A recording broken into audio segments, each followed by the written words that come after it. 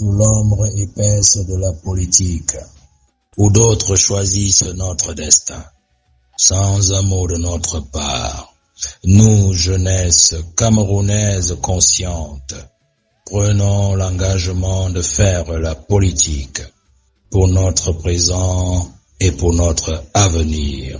Nous ne sommes pas seuls dans ce combat. Nos ancêtres nous parlent et nous inspirent. Nous ne sommes pas seuls sur ce chemin. Nos parents nous tiennent la main. Nous ne sommes pas seuls dans cette course.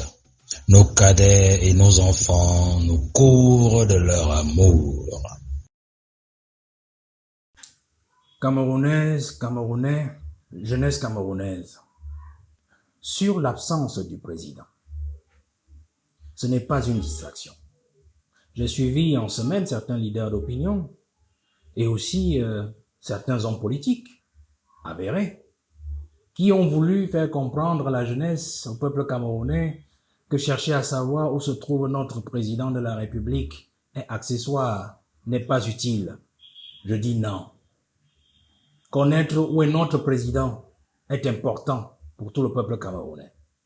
Connaître où est notre président, où il travaille et s'il travaille est important pour le peuple camerounais et pour la jeunesse camerounaise.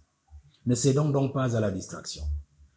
Un court séjour privé est devenu un long séjour privé.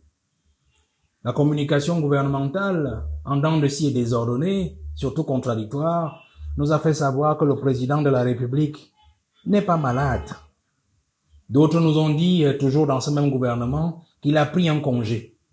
Il n'y a aucun congé dans une république d'un agent de l'État fut-il, encore moins une institution comme le président de la République qui devrait dépasser 30 jours calendaires. Il est à plus de 2 mois. Nous allons déjà au 3e mois. Cela est inadmissible. Si donc, selon leur dire, le président de la République n'est pas souffrant, ça veut donc dire qu'il est dans une privilégiature à l'extérieur du pays. Quel est ce congé qui ne peut passer qu'à l'extérieur pour autant de temps? Pour plus d'un 7e de l'année, de 365 jours. Le président Ahidjo a construit une résidence présidentielle dans chacune de ces régions. Quand est-ce qu'il passera donc les congés, un court séjour privé, dans l'une des régions, à part la région du centre ou la région du sud, qui lui est natale? Nous disons donc que nous devons veiller à savoir où se trouve notre président. S'il y est retenu, nous devons savoir qui le retient là où il se trouve. Un pays sans tête est en danger. Même s'il est déjà fatigué, nous voulons le voir à Yaoundé et savoir qu'il est à Yaoundé. Effectivement, que nous pouvons le voir, que nous pouvons l'entendre. Les promesses qu'il a faites aux Camerounais restent aujourd'hui encore à réaliser. Le septennat qu'il a pris, il a dit grandeur et espérance. Est-ce que la grandeur était la grandeur de son entourage, qui profite donc justement de ses absences, qui profite justement de ses faiblesses pour s'enrichir davantage? Est-ce que l'espérance dont il parlait dans son slogan de campagne était justement l'espérance de sa fin, l'espérance de son départ, l'espérance du malheur du peuple camerounais après son départ? Aujourd'hui, le Cameroun ne va pas bien. L'absence du président nous concerne donc tous. Et nous devons veiller à toujours savoir où se trouve notre président. Gardons donc l'oreille ouverte. Gardons les yeux ouverts. Personne ne doit nous déconcentrer. Personne ne doit nous distraire sur le lieu où se trouve notre président. Et surtout, sur son état physique.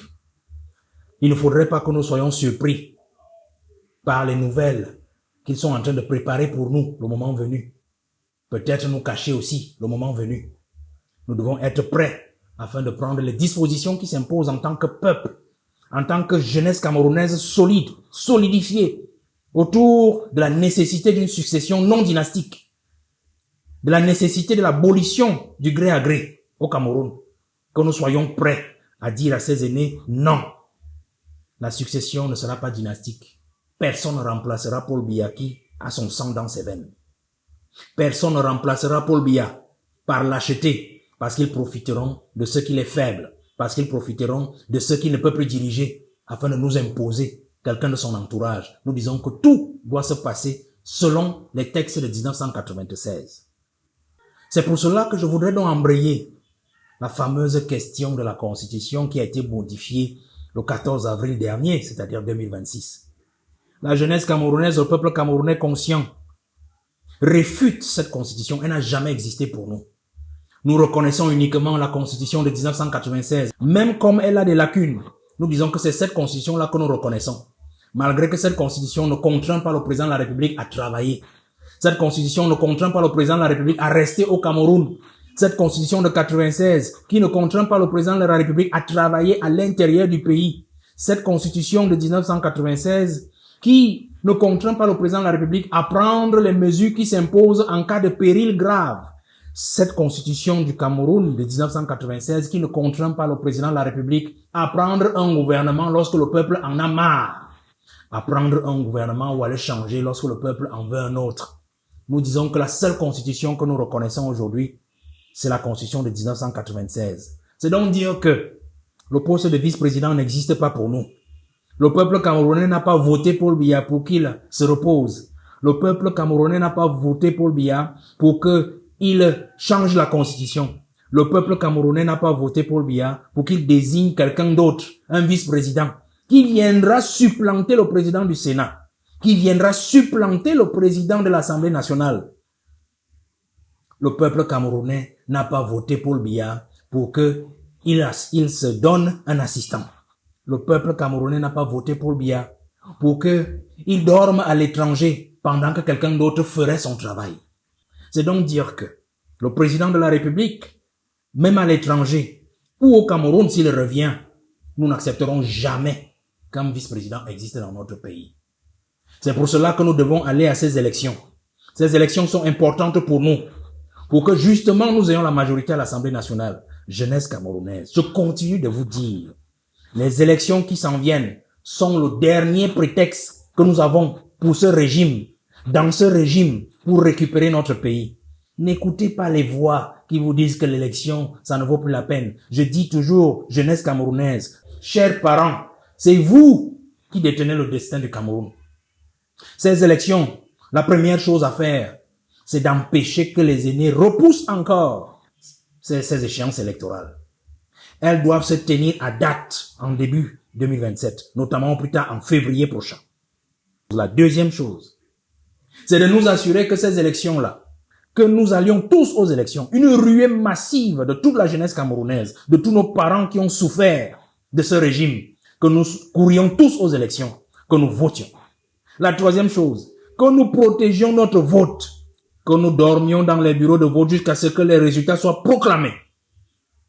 La quatrième chose, qu'au bout de ces élections, que nous nous assurions que le résultat des urnes est celui qui soit proclamé. Que ce soit aux élections municipales, donc au choix des exécutifs communaux, que ce soit aux élections législatives, c'est-à-dire le choix des députés. Parce qu'il nous faut cette majorité à l'Assemblée nationale pour abroger cette constitution, ce torchon constitutionnel que le président a adopté avec ses créatures et ses amis le 14 avril 2026 dernier. Nous ne voulons pas de poste de vice-président. Comme j'ai toujours dit à la jeunesse, si un vice-président est nommé à ce jour, oubliez les élections. Oubliez les élections. Certes, on vous dit, le vice-président a des fonctions. Le vice-président peut saisir le Conseil constitutionnel. Ils ont déjà tout prévu. Ils n'attendent que le départ du président pour vous présenter l'un des leurs comme étant le vice-président qu'il aura nommé. Et qui justement, soit va constater la vacance du président au cas où il est encore en vie. Ils ont raté le coup en juin dernier. Soit alors tout simplement, qui va assurer la suite du pouvoir en cas de départ du président de la République. Et les carottes auront été cuites pour tout le monde. Donc je vous le redis, nous ne voulons pas de ce poste de vice-président. Donc, nous disons au président de la République, là où il se trouve, la jeunesse camerounaise dit, monsieur le président, là où vous vous trouvez à l'étranger, nous ne voulons pas du poste de vice-président. Parce que non seulement ce poste vous met en danger vous-même, mais en plus il met le peuple camerounais et l'avenir de la jeunesse camerounaise en danger. Et quand bien même vous allez nommer ce vice-président, que ce soit vous, que ce soit eux, nous refusons ce poste de vice-président. nous refusons celui que vous allez désigner. On ne vous a pas voté pour désigner un vice-président. C'est pour cela que nous voulons aller dans aux élections, jeunesse camerounaise. Cette constitution-là, par une majorité, nous procéderons par une proposition de loi. Je dis bien une proposition de loi pour abroger ce torchon constitutionnel et remettre les institutions comme elles étaient avant, nettoyer cette constitution et nous donner une véritable constitution à la camerounaise qui permette effectivement de contrôler même le président de la République et de prendre nos dispositions au cas où le prochain président de la République s'amènerait ou s'aventurerait à nous traiter comme Paul Biya nous traitait depuis 43 ans. J'ai dit, et vous avez compris. Nous ne sommes pas seuls sur ce chemin. Nos parents nous tiennent la main. Nous ne sommes pas seuls dans cette course. Nos cadets et nos enfants nous courent de leur amour.